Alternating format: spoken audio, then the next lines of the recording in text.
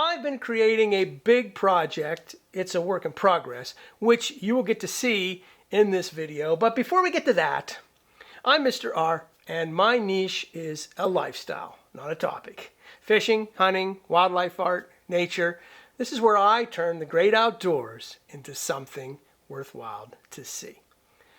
I've been asked by a number of people to demonstrate again how I create the mold for a fish replica cast. And that's what this video is about. Creating a mold, and this is how I do it.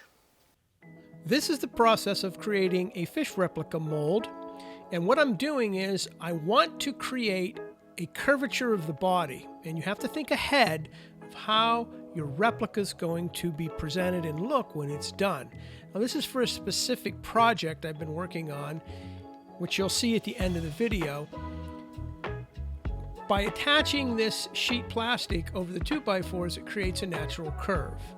And I'm going to add, it's basically a powder that you add water to, and it makes a clay-like substance, but it doesn't dry out. It will hold the fish. First thing I want to do is take a little bit of water and a putty knife, and I want to smooth it all out, getting ready for the actual fish.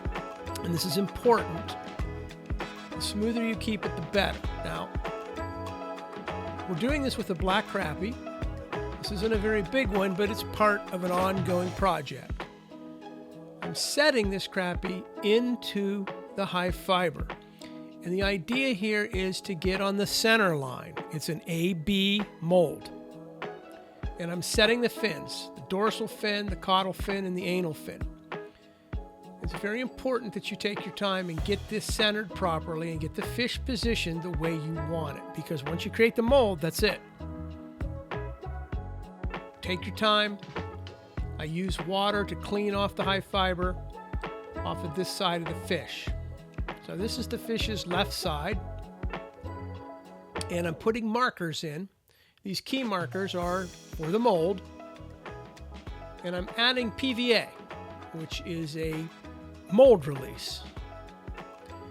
And I'm painting it on the side of the body and the fins, and I'm using a hair dryer to dry that.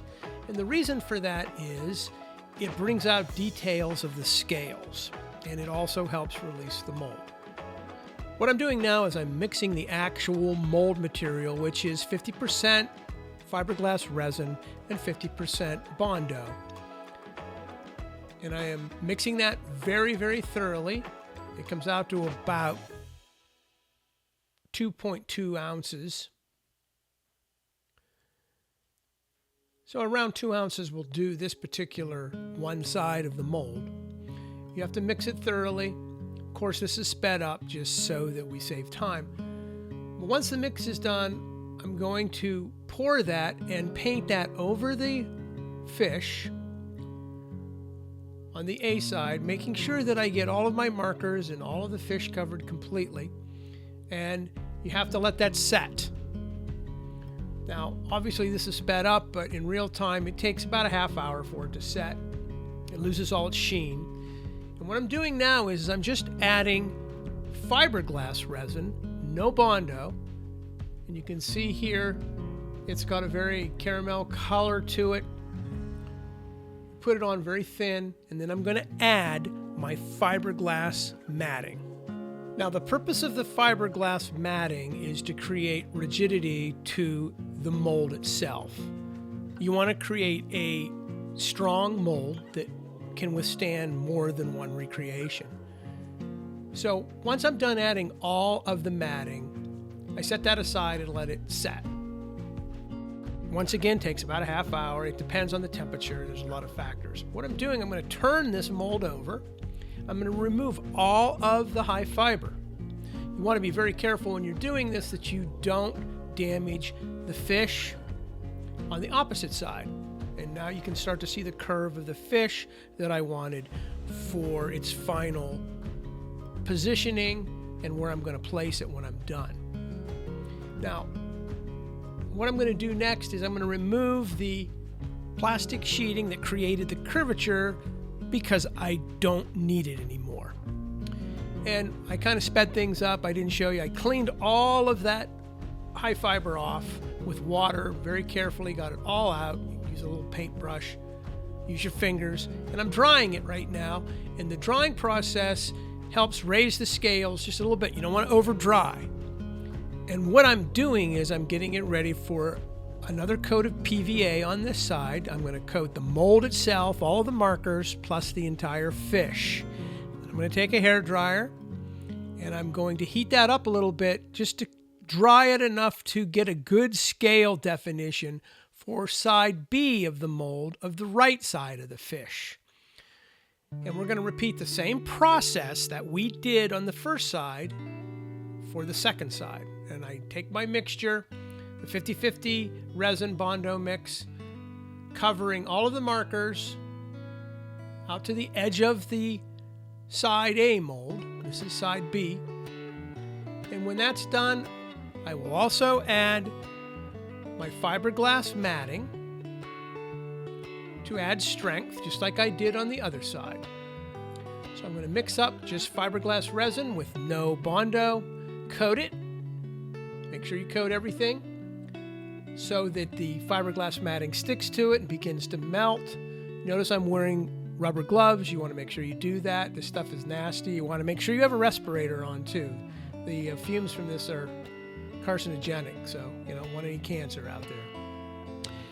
After I've added what I feel is enough fiberglass matting to create strength in the mold, you set it aside and let it dry.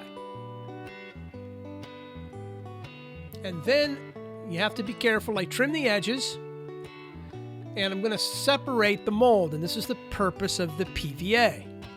Now you have to be extremely careful doing this so you don't damage the mold itself. You don't have to be that particular, but you still have to get these separated. You work your way all the way around until it releases. And you just have to take your time. This is the part you can't rush. There it released. Take the fish out. Now I need to clean the mold to get it ready for the cast. With this video, I'm just going to show you the mold creation, and we'll save part 2 for the next video. That way it won't be too long. But I just use a toothbrush and some Dawn dish detergent, clean everything off, make sure everything looks good.